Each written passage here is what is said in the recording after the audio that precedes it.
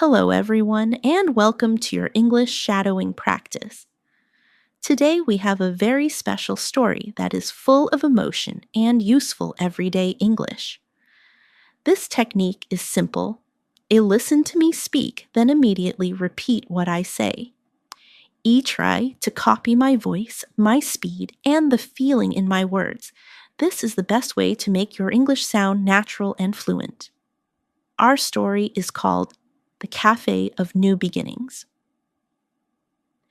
It's about a young woman named Chloe who moves to a new city feeling completely lost and how a simple act of kindness changes everything. Plus, we'll learn fantastic English phrases that native speakers use all the time. They will be highlighted for you. Are you ready to listen, feel, and practice? Let's begin. My name is Chloe. I am 23 years old. 6 months ago, my heart broke into 1,000 pieces. I ended a long relationship and I felt lost. So I did the only thing I could think of. I moved to a new city, Edinburgh, Scotland. I arrived on a cold, rainy morning. The gray stone buildings looked beautiful but intimidating. I felt so small. I rented a tiny apartment. The boxes were unpacked, but I still felt empty. I needed a job. I saw a help wanted sign in the window of a small, cozy cafe called the Highland Perk. I took a deep breath and walked in. The smell of coffee and fresh pastry was warm and comforting. A woman with kind eyes and a bright smile looked up from behind the counter. "Hello, dear. What can I get for you?" "My name is Chloe," I said, my voice a little shaky. "I'm here about the job." Her name was Fiona, and she was the owner. She didn't ask for my resume first. She said, "Take your time. No rush. Tell me about yourself." She made me a cup of tea, and we talked.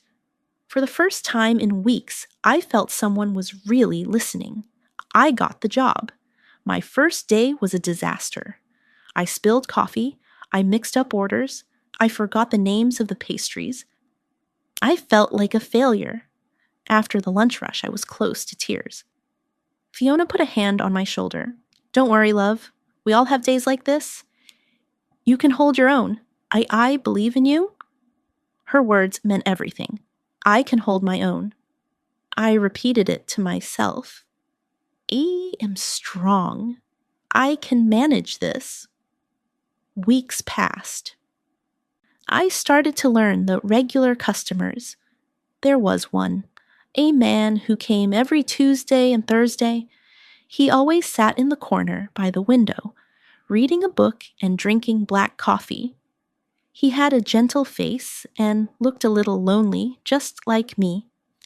One Thursday, it was pouring rain. He was leaving and realized he had forgotten his umbrella. "I'm on my way to a meeting," he said, looking stressed. "I can't be late." "Wait," I said without thinking. I handed him my spare umbrella. "Here, take this." He looked surprised, then grateful. "Thank you, Chloe," he said, reading my name tag. "I'll bring it back next week." His name was Eliam. He brought the umbrella back, and with it, a small box of exquisite chocolates. "A thank you," he said with a shy smile. We started talking. Just small talk at first. "How was your day? What are you reading?" Then the conversations grew longer. He was a writer working on his first novel. He told me he loved coming to the cafe for inspiration. One day, I was feeling sad. I was thinking about my past, about the life I had left behind. Liam noticed. He closed his book and said, "Cut to the chase." "What's wrong? You can talk to me." So I did. I told him everything. About my broken heart, my fear of being alone in a new city, my worry that I would never be happy again. He listened. He didn't try to fix it. He just listened. Then he shared his own story. His fear that his book wouldn't be good enough. His own loneliness. We weren't just a barista and a customer anymore. We were two people connecting. Months went by.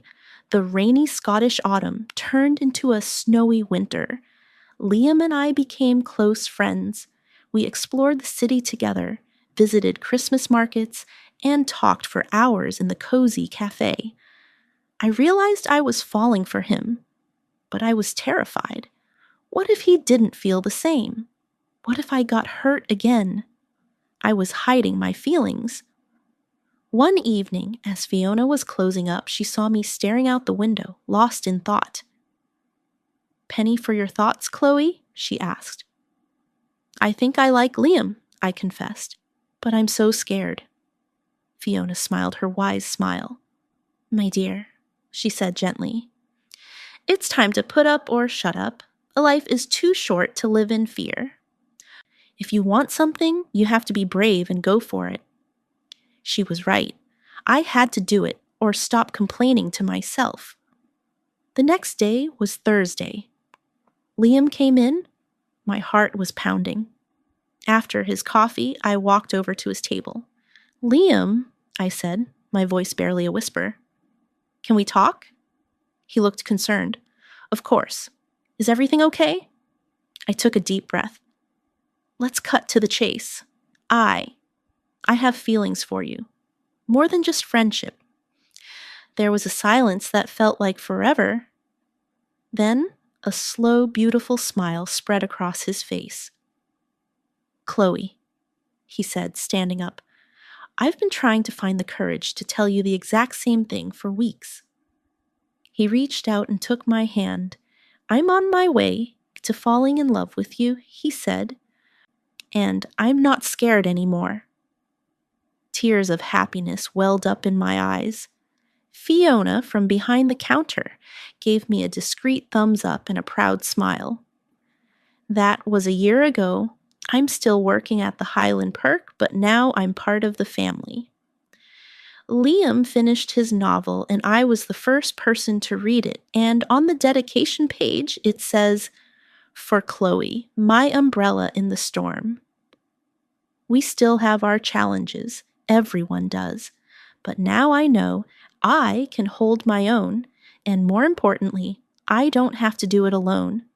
And that's the story of Chloe and her new beginning in Edinburgh. I hope it touched your heart.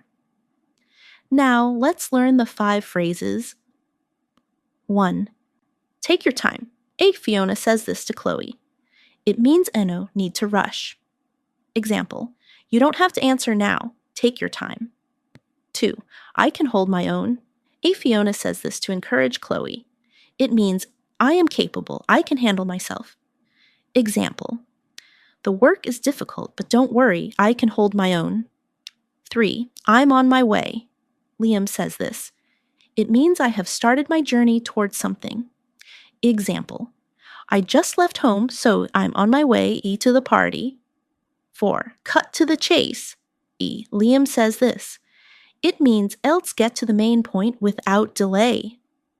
Example, we don't have much time, so let's cut to the chase. What's the problem? 5. Put up or shut up. Fiona gives Chloe this advice. It's a direct but powerful phrase meaning stop just talking about it and take action. Example, you always say you want to learn guitar. It's time to put up or shut up. Your turn to practice. Rewind the video and shadow this story. Repeat each line with emotion. It will transform your English speaking. I want to hear from you. Have you ever moved to a new place or started over? Tell me about your experience in the comments.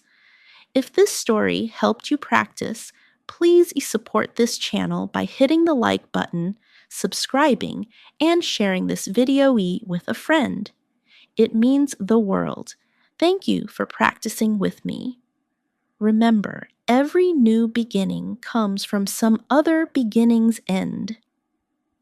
Keep going. See you next time.